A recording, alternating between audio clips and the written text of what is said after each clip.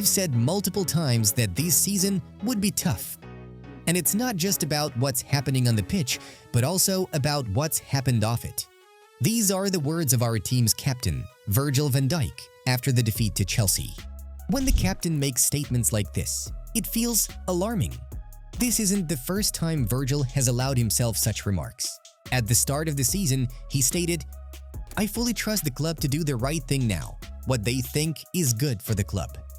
This came against the backdrop of the club's transfer policy. Now, he's hinting at something going on behind the scenes. It feels like a crisis is brewing within the team. We can only speculate about what he's referring to, but we don't want to be gossip mongers or spread baseless theories. Still, in our opinion, the captain is trying to take the pressure off the players with these statements. We're not the kind of channel that will praise or criticize the team just for views. In this video, we'll try to break down exactly what's happening on the pitch, with arguments and based on facts. We've analyzed all 3 defeats, which, at first glance, seem to stem from individual errors. But if you dig deeper, you can see systemic issues on the pitch. So, let's take a look at Liverpool from a tactical perspective. What looks weak and what needs to be improved? Subscribe to our channel.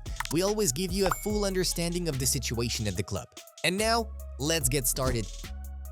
3 consecutive defeats. This is not only a first under Slot's tenure at Liverpool, but also something unprecedented in his entire career. I double-checked, and it's true. A shout out to the subscriber who pointed out an error in our last video. It'll be all the more interesting to see how Slot handles this pressure. Last season with Liverpool felt like a honeymoon. Everything was clicking, almost everything worked, and everyone was thrilled with Arne and his team. This season, things are far from the same. As if on cue, problems have piled up. Player injuries, an unbalanced squad, poor form from key players, and slow adaptation from new signings. Transfer spending adds to the pressure. At the start of the season, the team had enough character to mask these issues with gritty victories, but now everything is crumbling like a house of cards. Still, teams win and lose on the pitch. So, let's figure out what's going on there. One of the main flaws is an unbalanced pressing scheme, which often morphs into a vulnerable 4-4-2 with asymmetry. Slot tries to implement a high man-to-man press to block central channels, but this leads to overloads on the flanks. For example, in the match against Chelsea, Salah, tasked with pressing Cucurella, often misjudged the angles to cut off passes. This allowed the Spaniard to advance freely and create 2-on-1 situations against Liverpool's right back.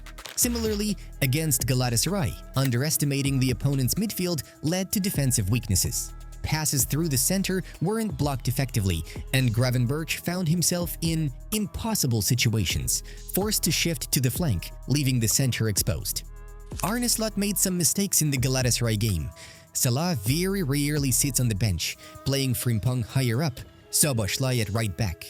It did feel a bit strange. The tactics. That's the first time I've thought the manager got it wrong there. But other than that, I don't think anyone is firing quite yet. Arsenal, City, Liverpool, Chelsea, everyone's faltered, Peter Crouch said after the match. This issue is exacerbated by a lack of solidity in central defense. Van Dijk and other defenders are forced to step up to compensate for numerical disadvantages, leaving the team vulnerable to quick counter-attacks. In the game against Crystal Palace, similar asymmetry in pressing allowed the opponent to easily build attacks from deep, highlighting Slot's underestimation of their adaptability. Overall, these aren't just technical errors, but a strategic flaw. The press lacks sufficient compactness, leading to turnovers in dangerous areas and low efficiency in transitions. Sometimes it borders on the absurd. 5 or 6 players might push forward to press, completely unbalancing the structure and creating huge spaces for opponents. Chelsea's players capitalized on this, time and again. According to stats from the Liverpool Live app, Chelsea managed 6 shots on target, while Liverpool only had 2. By the way, if you want a convenient app with Liverpool stats and news, check out the link in the description and pinned comment. It seems like Slot could easily fix these issues with the right in-game decisions. But something strange is happening. Slot shows a peculiar rigidity in his tactical setup, rarely making effective adjustments in time.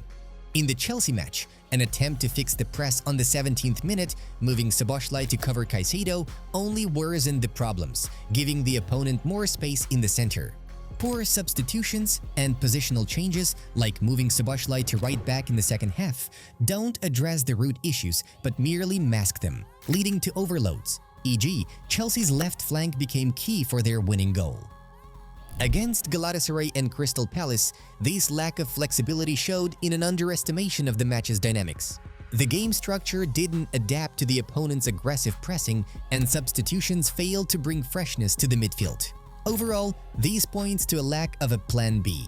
Slot is fixated on high pressing and controlling the center but lacks enough variability, making the team predictable. Experts like Crouch call this extremely concerning, as it scares fans with the prospect of a prolonged crisis. On the other hand, it's easy for experts and us to tell Slot what he needs to change. Which formation should he pick to perfectly align all the stars? But we must consider that Liverpool currently has an unbalanced squad with a host of problems: injuries, poor physical form, and unadapted new signings. Slot is actively experimenting with rotation to keep players fresh in a packed schedule, but this often results in puzzling decisions that disrupt team synergy. Benching key players like Salah or experimenting with positions leads to a loss of dynamism.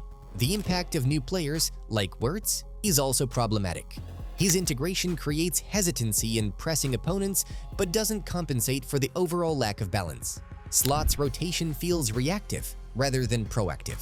Changes to the starting lineup don't account for the opponent's specifics, leading to an underestimation of their tactical flexibility and Liverpool's weaknesses in transitional phases. And that's strange. We all know Slot as a calm, composed coach with a systematic approach, spending hours analyzing opponents and finding their vulnerabilities. His talent lies not only in identifying these weaknesses but also in conveying that understanding to his players.